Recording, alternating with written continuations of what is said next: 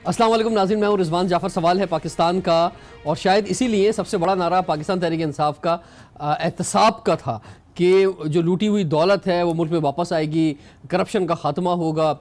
लेकिन हम जब नैब का ओवरऑल रिकॉर्ड देखते हैं, और ख़ुद वज़ीर आज़म पाकिस्तान भी इस बात का इजहार कर चुके हैं कि जो रिज़ल्ट्स हैं वो कुछ सेटिस्फैक्ट्री नहीं है, और गिरफ्तारी का मामला जो है, अख्तियारात जो हैं उसकी हद बहुत ही ज़्यादा है। वो अख्तियारात कि जिसका शिकवा आज तीनों बड़ी सियासी जमातें कर रही हैं, अपने अपने दौर में उसका कंट्रोल नहीं ला सकी। और आज जब अलीम खान साहब गिरफ़्तार हुए हैं तो कुछ आवाज़ें या कुछ चीखें जो हैं वो पाकिस्तान तहरीक इंसाफ की जानिब से भी निकल रही हैं।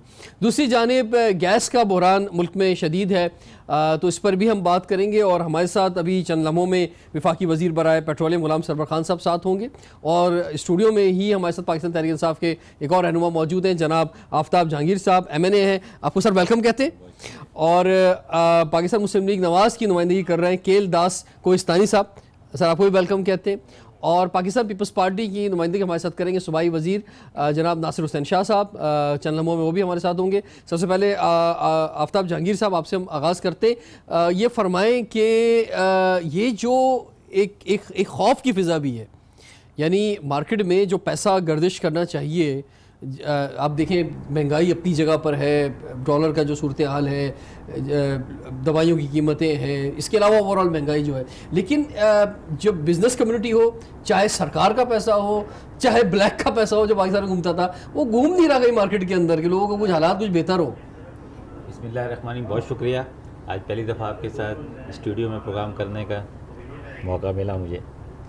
जो बात आप कह रहे हैं बिल्कुल ठीक है। मेरे भी सारा दिन लोगों से जब इंटरेक्शन होता है, ख़ासतौर पे बिज़नेस तबके के साथ, वो भी एक खौफज़दा फ़िज़ा में इस वक्त सांस ले रहा है, क्योंकि पाकिस्तानी कौम इन सब चीज़ों की आदी नहीं थी।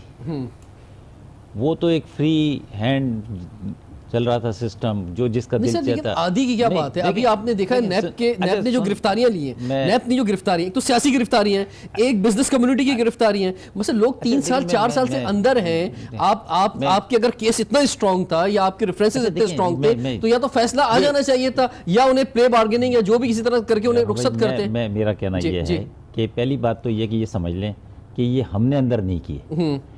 ये इस 5-6 महीने के अंदर कोई ना केस बना, ना कोई अंदर गया।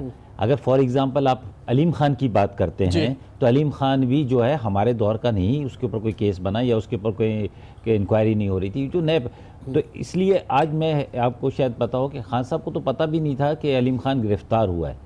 ये भी नहीं पता था? हाँ, नहीं पता था। सर क्या हो गया? कैसे बातें कर रहे हैं? मैं आपको बता रहा हूँ, ये भी टीवी से पता चला गिरफ्तार हो गए। उनको दुरानी साहब ने बताया। हाँ। आज वो एक प्रोग्राम में इंकशाफ कर रहे थे। मैं जो अभी पर्सनली मैं जो देख रहा हूँ, अच्छा, तो इससे ये अंदाजा होता है कि खान साहब को कोई इतना इंटरेस्ट नहीं इन चीज़ों में कि नैब क्या कर रही है और क्या दूसरी, ये जो लोगों के जहन में होगा ना, शायद खदशात होंगे कि जी सर ये लोगों ने वोट किस लिए दिए हैं? इसलिए नहीं दिए, जाफर भाई, इसलिए नहीं दिए कि वो बैठ के ये देखते रहे कि जी कौन पकड़ा जा रहा है, कौन छोड़ा जा रहा है। ये काम के लिए नहीं दिए, उसको उनके जिस काम के लिए दिए गए वो काम वो कर रहे हैं। नहीं बात, अच्छा बात, लेकिन इस्लाहात की मैं बात कर रहा हूँ, मैं यही बात कर रहा हूँ। बात ये है कि नैब हमने नहीं बनाया। हाँ। नैब के कवानीन हमने नहीं बनाए। अच्छा। 10 साल इनकी हुकूमत थी, दोनों पार्टियों की, इन्होंने उस वक्त इस पे तवज्जो नहीं दी। अच्छा, भारत अगर तवज्जो देने के बाद भी क्या करते, उसमें थोड़ी सी नरमी पैदा करते या सख्ती पैदा करते, क्या करते? लेकिन होना तो चाहिए ना, अकाउंटेबिलिटी तो होनी चाहिए। अगर किसी ने कोई जुर्म किया है, कोई उसने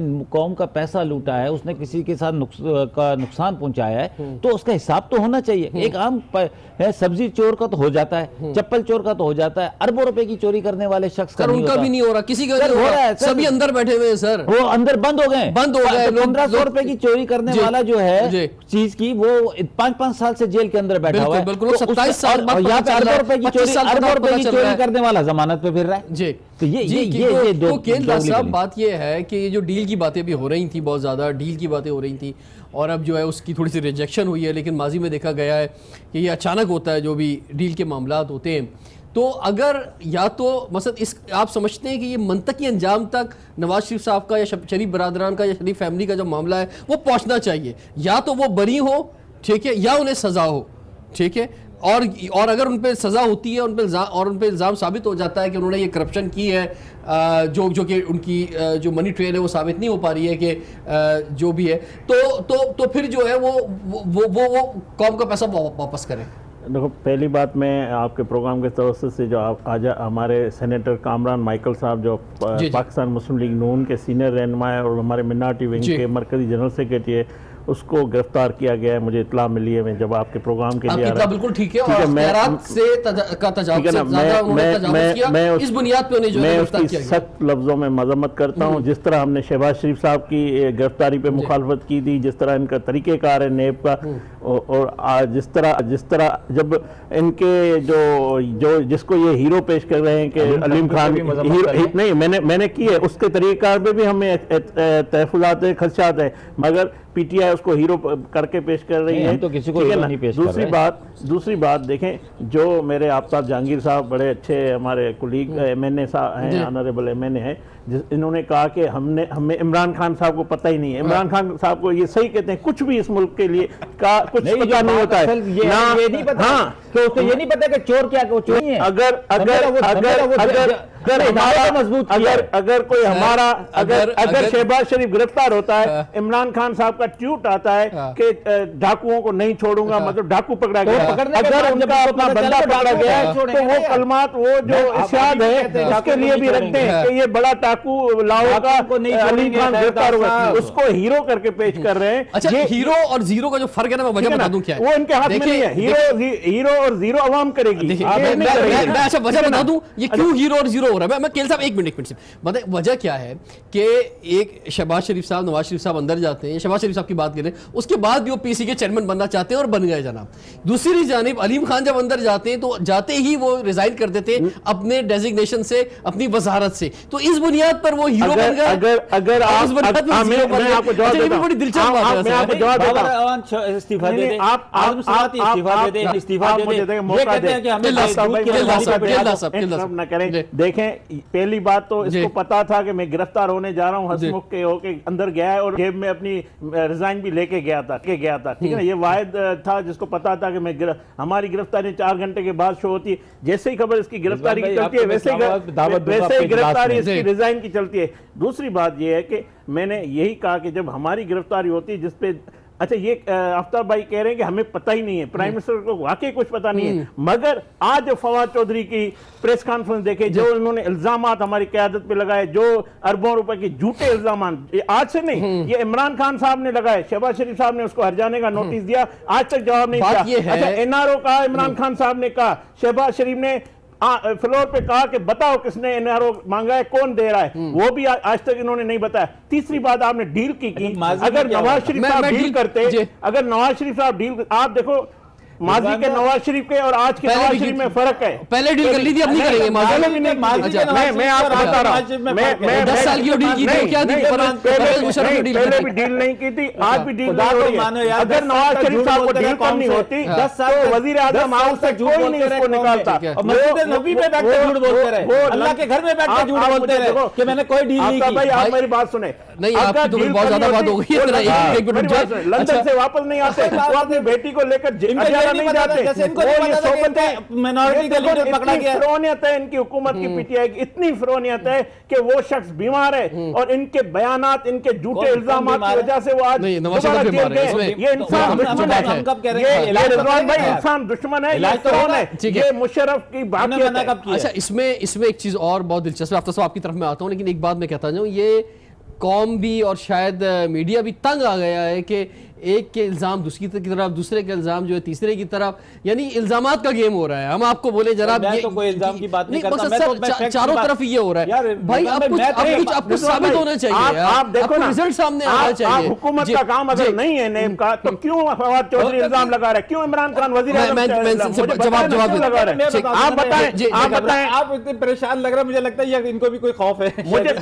मुझे खौफ अल्लाह का है और किसी का खौफ नहीं। सर माइकल साहब का नंबर आ गया, बात सुने, लेकिन उनके माइकल कभी नहीं पता था। अच्छा, माइकल कभी इनको नहीं पता था। नहीं, इनके मिनॉरिटी के लीडर है, इनको नहीं पता था। माइकल साहब का वही कसूर है जो साद रफीक का है, जो नवाज शरीफ के साथ खड़ा है, उसके साथ कसूर यही है। मैं इनकी बात, ठीक है भाई, ये चलिए वैसे तो मसला हल नहीं होगा, ठीक है। मैं ये कहता हूँ कि अब इदारे काम कर रहे हैं ना, ठीक है, इन्हें मंतकी अंजाम तक पहुंचाना चाहिए। बिल्कुल पहुंचाना चाहिए। देखिए, अगर अलीम खान के ऊपर जुर्म साबित होता है तो बिल्कुल उसको सजा मिलनी चाहिए।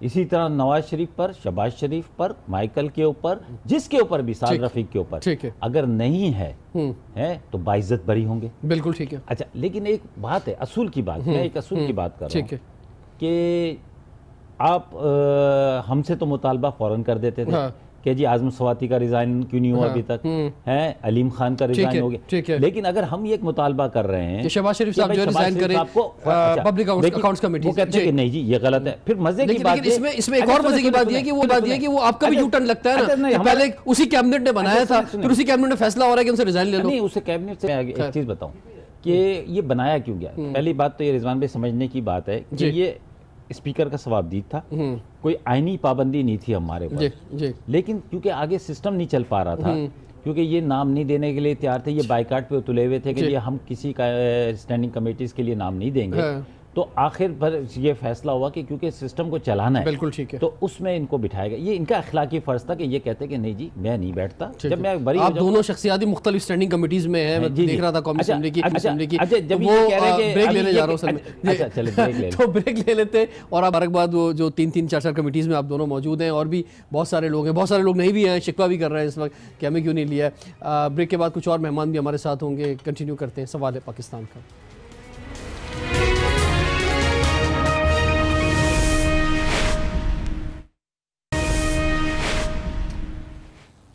Welcome back. सवाल है पाकिस्तान का और बात हो रही है नैब कवानीन के हवाले से, और तीनों ही बड़ी सियासी जमातें जिन पर तलवार लटक रही है कि किसी वक्त कोई भी अंदर जा सकता है, और उस सिलसिले में आज बिलावल ज़रदारी साहब का जो मौक़िफ़ है वो भी बड़ा इंपॉर्टेंट है।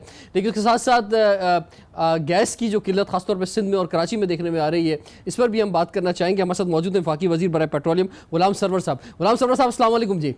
वालेकुम अस्सलाम जी। सर आपको वंस अगेन वेलकम कहते हैं सुबह सिंध के दौरे पर, और आज आपने एयरपोर्ट से बाहर निकलते वक्त कहा कि सिंध में भी जो है वो ज़बरदस्त अंदाज में आप मजबूत करेंगे इंटीरियर सिंध में पाकिस्तान तहरीक इंसाफ को। तो क्या मिशन है इस दौरे का आपका जो आप तशरीफ लाए? देखिए, सियासी बंदे का मिशन क्या हो सकता है? सियासत करनी, लोगों को मिलना, लोगों को कायल करना, लोगों को साथ लेके चलना। तो हमारी पार्टी एग्जिस्ट करती है सिंध में, और दूसरी बड़ी पार्टी है इस वक्त सिंध में। कौमी असेंबली में भी जो हमारी नशिस्तें हैं सिंध के अंदर, वो भी सेकंड बड़ी पार्टी, और प्रोविंशियल असेंबली में भी हम अपोजिशन लीडर हमारा है। तो पार्टी हमारी अल्हम्दुलिल्लाह मौजूद है सिंध के अंदर, लेकिन अब इससे हमने और मजबूत करना है और फाल करना है और बढ़ाना है। ठीक है सर, इसके साथ साथ आप क्योंकि वफाकी वजीर जो है वो भी हैं, तो हम तो सोच रहे थे कोई गैस की कोई खजाने वजाने जो निकल रहे हैं उस पर जो है आप ज़्यादा फोकस करेंगे, जो कि हम सी में देख रहे हैं, एक कोई हो सकता है गुड न्यूज़ आ जाए, या थर में हम देख रहे हैं, या जो हमारे जो इस वक्त एनर्जी क्राइसिस है उस पर जो है कुछ पॉलिसी, कुछ मीटिंग्स हैं इस दफ़ा इस दौरे में आपकी? देखें जी, इस वक्त तो मैं मीरपुर खास पहुंचा हूँ, तो यहाँ पॉलिटिकल मीटिंग्स हैं। कल कराची वापस आ गए तो अपनी डिपार्टमेंट के लोगों के साथ भी मीटिंग करेंगे। तो शार्टेज, यकीनन शार्टेज सिंध में भी है, कराची में भी है, और ये shortage through out the country है, पूरे मुल्क में है।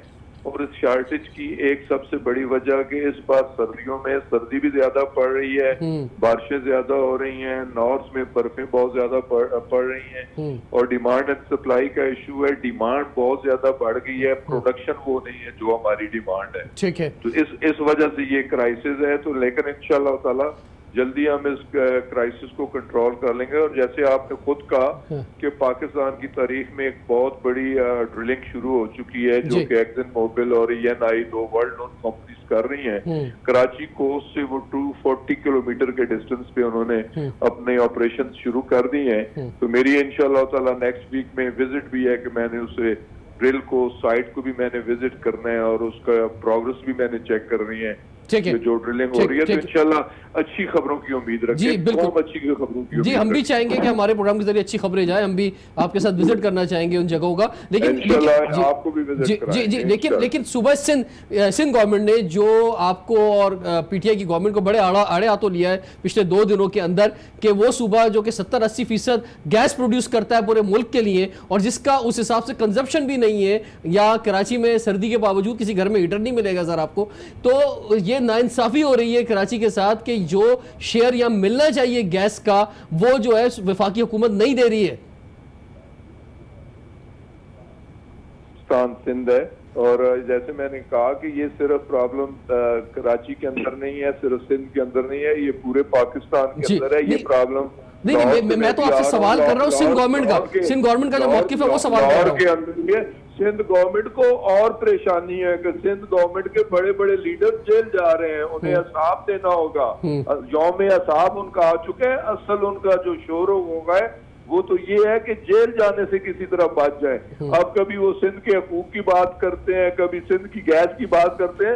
वो जो उन्होंने सिंध को लूटा है वो अब उन्हें हिसाब देना पड़ेगा। ये शोर होगा ज्यादा उस पे हो रहा है कि अभी उनका यौम हिसाब करीब है। देखे ना, एहतसाब हो रहा है और हमारा ये मुतालबा भी है और हम ऑफर भी कर रहे हैं कि एहतसाब बिला तफरीक। देखिए, हमारा भी कल एक सीनियर मिनिस्टर पंजाब प्रोविंस में अलीम खान गिरफ्तार हो गया, जिसका हमें अफसोस है वो गिरफ्तार हुआ है और हमें उम्मीद है, यकीन है कि उसने किया भी कुछ नहीं। इंशाअल्लाह ताला वो शामिल तफ्तीश भी हो गया है और सुरखरू होके बाहर आएगा। लेकिन जिन्होंने इस मुल्क को लूटा है, पिछले 35 सालों से लूटते चले आ रहे हैं, इस गरीब कौम का जिन लोगों ने खून चूसा है, उनका यौम हिसाब करीब आ चुका है। जी गुलाम सरवर साहब, जैसे आपको बड़ा यकीन है कि सुरखरू होके बाहर निकलेगा, इसी तरह नवाज शरीफ और शहबाज शरीफ के वोटर्स को भी यकीन है कि वो भी सुरखरू होके बाहर निकलेंगे। इसी तरह पीपल्स पार्टी जो कि इस वक्त बहुत बड़ी जमात है सूबा सिंध की, पहले से ज्यादा उसको वोट मिले, उन्हें भी यकीन है। जी, लाहौर वालों को तो कन्विक्शन हो चुकी है, 2 केसेस में 7 साल कैद बा मुशक्कत हो चुकी है। वो तो आप कौमी मुजरिम बन चुके हैं। तो इस तरह इनका तो अभी काम शुरू होने जा रहा है ना। वो तो अपने मंजिल मकसूद को पहुंच चुके हैं। ठीक है, कैद बा मुशक्कत हो चुकी है, डिस्क्वालिफिकेशन हो चुकी है। इधर तो डिस्क्वालिफिकेशन भी रहती है और कैदें भी रहती हैं, लेकिन इनका यौम हिसाब करीब आ गया, ये चीखना चलाना शुरू कर। ये हमारे साथ MNA मौजूद है अकीलदास कोहिस्तानी साहब पाकिस्तान मुस्लिम लीग नून से, ये आपसे कुछ सवाल करना चाहेंगे। जी नहीं, मैं सवाल नहीं करना चाह रहा, मैं सिर्फ कौम को ये बताना चाह रहा हूँ इस वक्त मुल्क में अगर दो जुर्म किसी पे साबित हुए, उसमें एक जहांगीर तरीन है जिसका जुर्म फैसला जाके आप पढ़ें, दूसरा अलीमा खान है जिसने जुर्माना भरा है, तो पाकिस्तान के खजाने में उसने जुर्माना भरा है। पीर शरीफ साहब पे 1 रुपए की करप्शन साबित नहीं हुई है। नवाज शहबाज शरीफ साहब पे इतने, साद रफीक पे आपने रिमांड में रख लिया, 1 रुपया नहीं। मैंने पहले इंट्रो में कहा, हमारे जब पकड़े जाते हैं बोलते हैं डाकू है, अपना जब इनका पकड़ा जाता है बोलते हैं हीरो है। आप उनकी नेब की प्रेस रिलीज है वो जाके पढ़े, कितनी बारीकी से लिखी गई, किस तरह डर डर के एक लफ्ज लिखा गया है कि मुबैना, मतलब किस तरह उसको बेकसूर देख लेना कि वो किस तरह आता है। जिस तरह इनकी ये जिस तरह बयान आता है, नवाज शरीफ साहब पे ये साबित कर दे इन तीनों फैसलों में 1 रुपए की मनी लॉन्ड्रिंग साबित हो, 1 रुपए की करप्शन साबित हो, वो बता दे कोई नहीं हुई है। ये सिर्फ इंतकाम है सर, ये सियासी इंतकाम है, ये जुर्म है सीपैक लाने का, इस मुल्क को तरक्की और खुशहाली की तरफ ले जाने का नवाज शरीफ का यही कसूर है जो वो आज कोट लखपत में भुगत रहे हैं। शहबाज शरीफ साहब भुगत रहे हैं, साद रफीक ने रेलवे को बदतर किया वो भुगत रहे हैं। आप हमें बता दें किसी इतने दिन रिमांड में सारे जमात में हमारा जो वफाकी वजीर साहब से रिगार्डिंग द गैस की को खुशखबरी दे दे तो वो गुम हो गया। वो जरा 2 मिनट दे दे। देखो सर, 5 मिनट हो गए आपको बात पूछनी थी, वो तो पूछने नहीं दिया। ये गैस इस शहर में, मैं कल से डिफेंस में रहता हूँ, वहां पे भी गैस नहीं है, नाजमाबाद में गैस नहीं है, पूरी सिंध जो है ना गैस के लिए ना गैस है ना बिल, इतने बड़े डबल आ रहे हैं, जो जहाँ 5,000 आते थे वहाँ 30,000 आ रहे हैं। बिजली नहीं है। हम इनसे ब्रेक के बाद यही सवाल करते हैं, उन्होंने महंगा कर दिया, हम इनसे पूछते हैं, इस पे बात नहीं कर रहे हैं। चोर का आफ्ताब साहब से पूछेंगे हज महंगे का, ठीक है ना। गैस का उनसे मेरे दोस्त हैं भाई, इनसे पूछे, गैस का उनसे पूछते हिसाब लें, ये हज का उनसे पूछते। लेकिन खामोश रहना होगा। मैं खामोश रहूंगा। चलिए ब्रेक के बाद कंटिन्यू करते हैं। सवाल है पाकिस्तान का।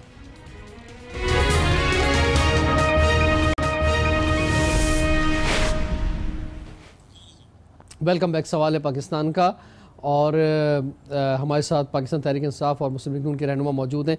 आफ्ताब साहब आपकी तरफ हम बढ़ते हैं। ये जो सवाल उन्होंने उठाया कि भाई हर तरफ ही प्रॉब्लम चल रही है, यानी खुशखबरी की बातें जो हैं वो तो मुस्तकबिल पर हो रही हैं कि जनाब 2 साल बाद 3 साल बाद जो है वो ये फ़ायदा होगा आवाम को। लेकिन मौजूदा हालात के अंदर आज की तारीख में जब हम देख रहे हैं, चाहे हज की बात हो उसमें सब्सिडी ना देने की, चाहे कीमतों की बात हो दवाइयों से लेकर या आम प्रोडक्ट कोई भी चीज़ हो, या कोई भी इशू उठा लें, तो उसमें अवाम अब यानी अब मिसाल तौर पर गैस है, माना कि ये आपका इतना बड़ा इसमें कोई कसूरवार नहीं है, लेकिन एक आम आदमी तो बोल रहा है ना कि यार नया पाकिस्तान में क्या हो रहा है यार, कुछ भी नहीं मिल रहा, गैस भी नहीं मिल रही। अच्छा देखें रिजवान, ये जो कॉन्सेप्ट है ना आम आदमी की आप जो बात कर रहे हैं, वो ये समझता है कि जो प्राइम मिनिस्टर की सीट पे बैठा है वो हर चीज़ का जिम्मेदार वही है। बिल्कुल, चाहे वो गटर का ढक्कन नहीं लग रहा ना, तो वो भी उसकी जिम्मेदारी वो प्राइम मिनिस्टर पे डालता है, जबकि 18वीं तरमीम के बाद ऐसा नहीं है।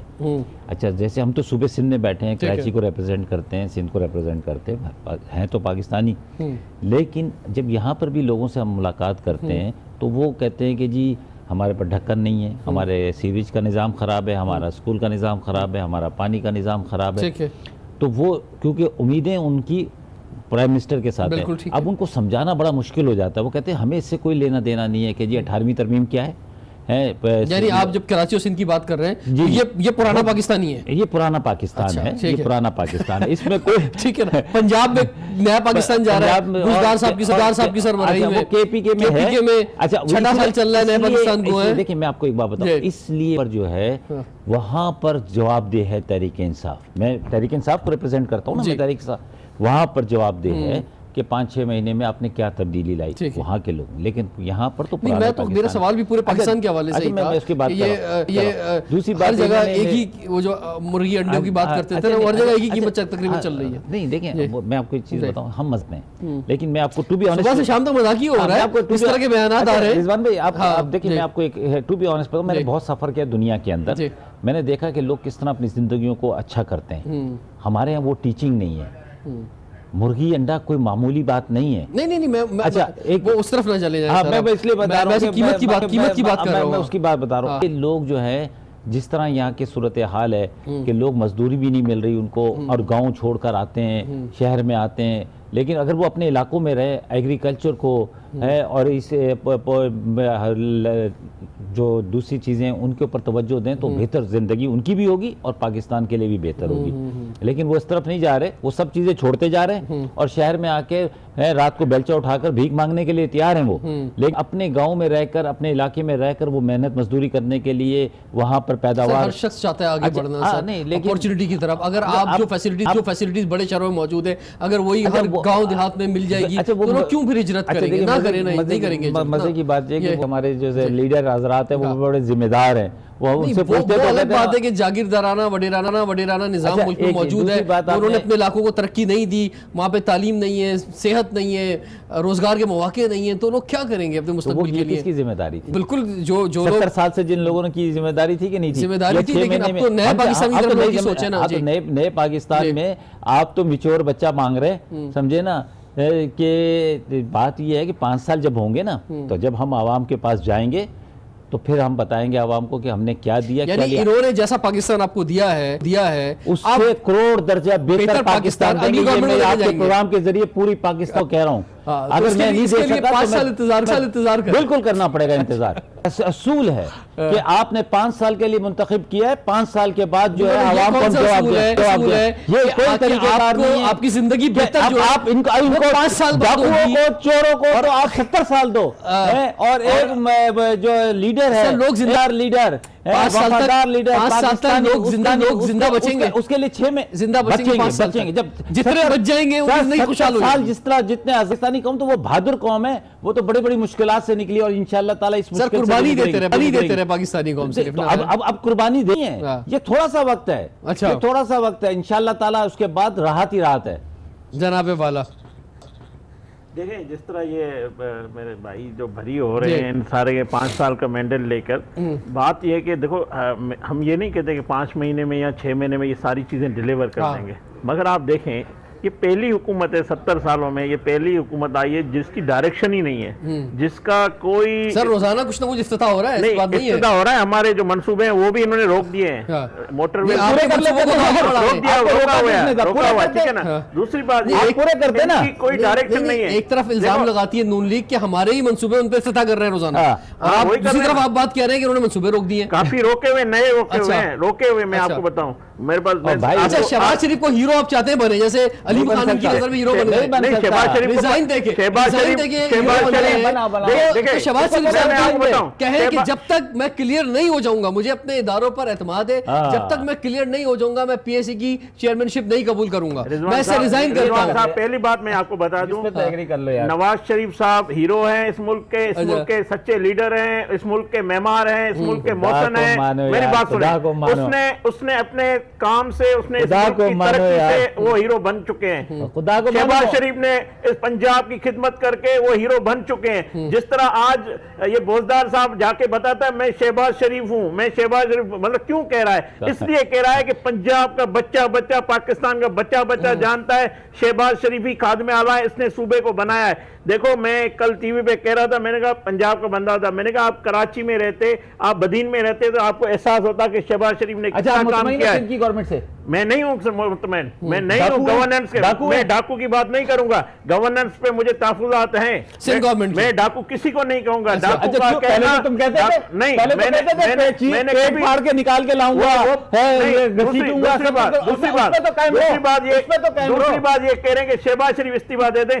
इस मुल्क में जो इमरान खान ने कौम से झूठ बोले हैं 22 सालों में, जो कंटेनर पे ये मुतालबा करते हैं, नवाज शरीफ साहब पानामा में नाम आए रिजाइन दे दे। मैं इमरान खान साहब से मुतालबा करता हूं, आपके कैबिनेट में जो लोग बैठे हुए चोर लुटेरे, जो नेब में मतलूब है, जो नेब में पेशियाब है, केपीके का सीएम एफबीआर आजाद है, वजीर दिफा। देखो इखलाकियात की बात करते हैं तो इमरान खान साहब पहले रिजाइन दे दे सारे उन लोगों से, उन सारे लोगों से दे ले।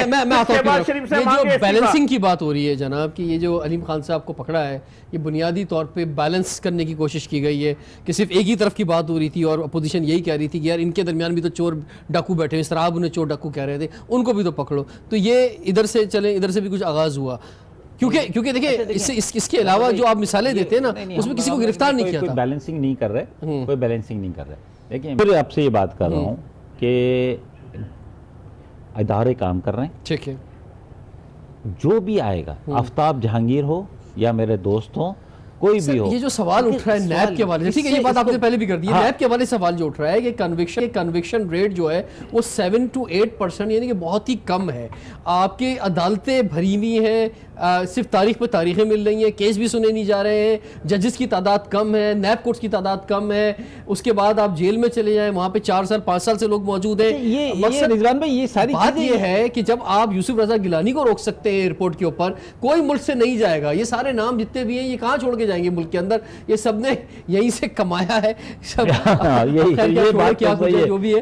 तो आप जो गिरफ्तार कर रहे हैं, इन्होंने कमाने के बाद जो कमाई गए ना, वो बाहर तक सवाल उठ रहा है गिरफ्तारी के ऊपर, सवाल उठ रहा है गिरफ्तारी के ऊपर। या तो आपके पास जो है मुकम्मल सबूत नहीं कर रहे, ये आपको ये रिजवान नहीं कर रहे। अगर मुकदमात की शिकार हो रहे हैं, लेट हो रहे हैं, तो ये जजेस का काम है, ये अदालत का काम है, ये वो करेंगे। अब इस देखें, आप लोग 5 महीने के अंदर, 6 महीने में आप वो सारी बातें कर रहे हैं जो 70 साल की बातें हैं, और ये इसलिए कर रहे हैं। नैब तो आप बोल ही नहीं करते, ये तो इनकी बातें तो आप कहते हैं इनसे तो ये खुद बुखार आ रहा है। ये क्यों कर रहे हैं? ये पहले आप इसलिए नहीं करते थे, ये इसलिए कर रहे हैं कि आपको उम्मीद है, ये हर पाकिस्तानी को उम्मीद है कि इमरान खान कुछ करेगा, इसलिए उससे ज्यादा मुतालबात भी है। उम्मीद ये है, समझे ना, सुबह शाम चोर और सिपाही खेला जा रहा है हर जलसे में, वो थे हर फंक्शन में, अभी भी हैं। हम चाहते हैं कि भाई ये चोर सिपाही का गेम जो है ना, सेहत की बात हो, तालीम की बात हो, अपनी जगह पर है, एनर्जी की बात हो, इन सारी चीजों की बात हो। अच्छा, एक चीज मैं आपको बताऊं, इसके अंदर अभी आपने वजीर से पूछा, गैस के हवाले से सवाल किया, इसी तरह जवाब कहाँ है? जवाब ही नहीं दे पाए। जो जवाब दे सकते हैं वही दिया उन्होंने जो। अच्छा, इसी तरह आप कल एनर्जी के वजीर को ले लें लाइन पर, इसी तरह आप हेल्थ के वजीर को ले लें, इसी तरह आप सर सब उन्होंने भी आपने नहीं देखा। सारी बात ये कि चोर लुटेरों वाली। मैं एक बात कर रहा हूँ ना, आप कह रहे हैं ना, तो हर आदमी अपने अपने डोमेन के अंदर काम कर रहा है। इसमें एक बड़ा मसला जो है सर, एक और जो बड़ा मसला है वो है, देखिए, वाइट कॉलर क्राइम, उसको पकड़ना इतना आसान भी नहीं है। तो उसके अंदर प्रोसिक्यूशन एक मुश्किल काम है। तो ये भी एक वजह है कि आपको अपने पास गिरफ्तारी करनी पड़ती है बहुत सारी चीज़ों को सेव करने के लिए। लेकिन फिर जब MNMP की बात आ जाती है और प्रोटेक्शन ऑर्डर लेकर आ जाते हैं सारे लोग जो वहाँ जाके फिर मज़े कर रहे होते हैं। देखिए बुनियादी चीज़ जो हम कह रहे हैं, हमें कोई हम ये नहीं कह रहे कि एहसाब नहीं हो, एहसाब सबका होना चाहिए। हम ये कह रहे हैं जो बुनियादी सवाल है कि जो इनका तरीक़ेकार है, जिस तरह ये उठा के जाते हैं, फिर वो जाके सबूत ढूंढते हैं, फिर 90 दिन में, देखो कत्ल का मुलज़िम भी 14 दिन के रिमांड पे होता है, मगर जो एक इस मुल्क का मुंतखब नुमाइंदा है उसको 90 दिन बिला जवाब रखा जाता है। और जिस तरह देखो आप एक प्रोफेसर जो है जिसको हथकड़ियों का लाश मिला था, वो भी किसी का भाई था, बेटा था, शोहर था। इस तरह मुझे ये बताए, लांगा साहब को आप याद है पकड़ा गया था, बिल्कुल सही कह रहे हो, तो प्ले बार्गेनिंग करके पता नहीं कहाँ वो अभी बाहर घूम रहा है। बात यह कि नेब को आज तक ये जो काला पाकिस्तान के सियासतदानों के खिलाफ, उनकी वफादारियों बदलने के खिलाफ हुआ है। शुक्रिया आफ्ताब साहब आपका, केलदा साहब आपका कि आप तशरीफ़ लाए और स्टूडियो में खासतौर पर तशरीफ़ लाए। हम बड़ी कदर करते हैं उन लोगों की जो खासतौर पर तशरीफ़ लाते हैं। नाज़रीन, नैब के हवाले से बहुत सारे सवालात हैं और ख़ासतौर पर लोग बहुत मुश्किल के अंदर हैं। सियासतदानों की चीज़ें तो सामने आ जाती हैं, लेकिन उसके अलावा भी बेइंतहा लोग हैं, सरकारी या गैर सरकारी लोग जो अंदर मौजूद हैं, 4 साल से, 3 साल से, 5 साल से, कोई पूछने वाला नहीं है, कोई रिज़ल्ट नहीं आ रहा। तो उस पर जो है या तो मुकदमा जल्दी निपटाए जाएँ, वरना जब वो बरी हो जाएंगे तो फिर उनका इस टाइम का जो कीमती टाइम जो वहाँ अंदर चला गया है उसका जवाब कौन देगा। रिजवान जाफर, इजाज़त दीजिए, सवाल है पाकिस्तान का।